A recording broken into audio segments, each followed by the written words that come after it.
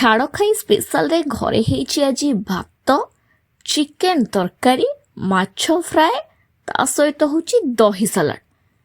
ଟିକେ ଦହି ସାଲାଡ଼ ପକେଇ ଗୋଟେ ଚିକେନର ଆଳୁକୁ ଭଲସେ ଭାତରେ ଗୋଳେଇକି ସବୁବେଳେ ନନଭେଜର ଆଳୁଟା ବେଶୀ ଭଲ ଲାଗେ। ଚକଟିକି ଖାଇଦେବା। ଏପଟେ ଚିକେନ, ଓହୋ ଭାରି ଗରମ ଅଛି ଚିକେନଟା।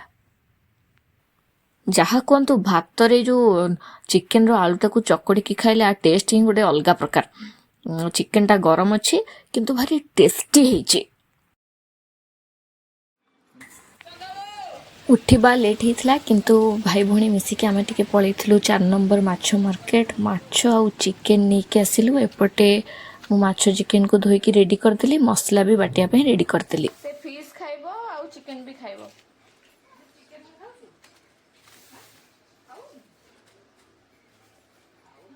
ଏପଟେ ମସଲାଟା ପୁରା ବାଟିଦେବା, ରେଡ଼ି ହେଇସାରିଲାଣି।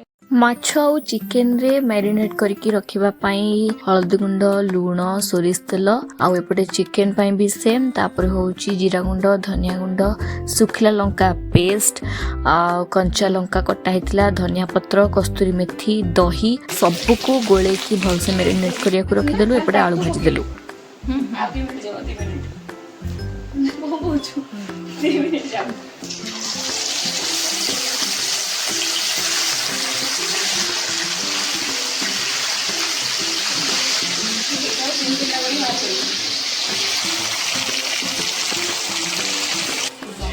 एपटे दीदी भात बसौची आ एपटे माछ भी भलसे भाजी हो साराणी। एबे अल्प तेल रे जीरा, कंचा लंका, पियाज, तापर पियाज टिके भाजी हो सारा परे घरे थिला टिके कंचालिया टमाटो, से टमाटो तापर होची जो सुखला लंका बट्टा आ बाकी हळदी गुंड, लुण, जहाँ मसला टिके पड़ी मसलाटा कषि गला परे जो माछ को छाणी थी से माछ को पकेदेली। ऑलमोस्ट हो गला माछ फ्राए रेडी।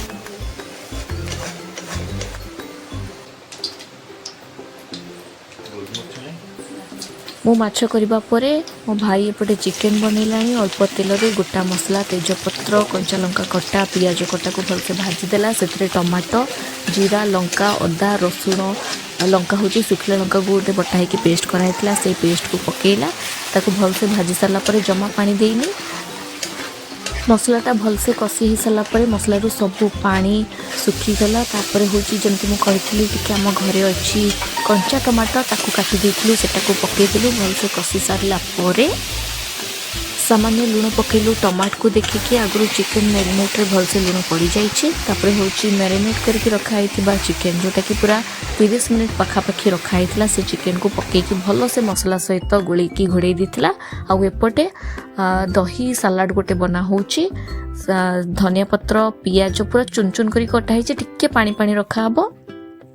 सबुबले मन रखिथिबे जेतेबेले सालाड बनाउचंती सेतेबेले लंका सहित चाट मसला भी पकेयाकू जमा भूलिबेनी। आ ता सहित पुदीना पत्र सुखेकी रखिथिबे जेतेबेले घर को आणुचंती पुदीना पत्र को टिके सुखे देबे, ताकू हाथ रे क्रश करके पकेबे। सेटार टेस्ट दुईगुणित होता है। आ जदि हाँ जी चाहूँते टिके टिके चीनी भी पकई पारिबे। सालाड बनू बनू एपटे चिकेन भी रेडी हो सारा। एबे होची खाइबा कहीं टाइम भी बहुत हो गला, 2टा बाजिला, भोक भी लगिला। प्रिपरेशन करू करू बहुत लेट हो गला।